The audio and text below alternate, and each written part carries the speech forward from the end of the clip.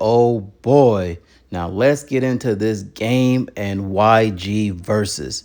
And it was all over the place. And I think the masses who was watching this was definitely terrified. But first off, if I had to pick a winner, I'm going to say the Game. And that's only because of the way the Game was not rapping over the background tracks as much as YG. YG was rapping over his vocals much more than the Game did, and also the Game brought the energy more than YG. And also I liked when the Game did those I guess instrumentals at the end of his tracks, even though he was definitely throwed, he was gone, he couldn't remember some of the lyrics, but I'm going to have to give the Game the victory, even though both artists did their thing. But this versus is the reason we do not see many West Coast, LA to be specific. This was a lot. This might be one of the lowest viewed verses of all time once the numbers actually came out. It was a lot to actually take in, man. The stage was filled with people. They kept taking people off, saying, back up, back up. They were back on. We couldn't even really see the artist. It was just a lot to watch visually. I'm watching it on YouTube. I'm like, this is just too much. Once the Game brought out RJ, if you know RJ, this was gonna be a LA event.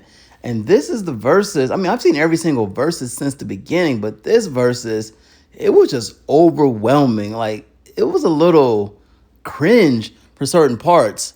Versus needs to go back. We need an R&B versus next time or something, because this was just a lot to take in. I've seen every single versus.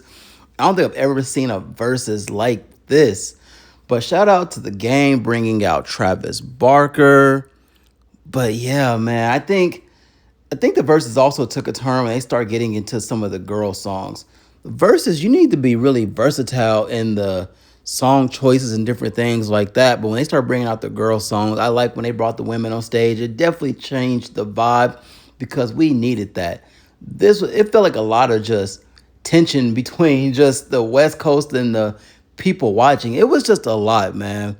I don't know. I'm a fan of both, but I see why we don't have West Coast verses. And the crowd is always dull. When you have these verses in LA, the crowd, I don't know who these people are in the crowd.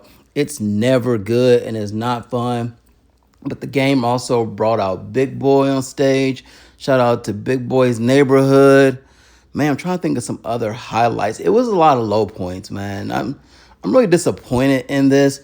I was looking at YouTube. What was it? The Complex page. The max viewers I saw at once might have been, 80,000. Even on the Instagram page, it was not that many people actually watching. And I see why. This versus was not made for the masses. You could not put this on in the background.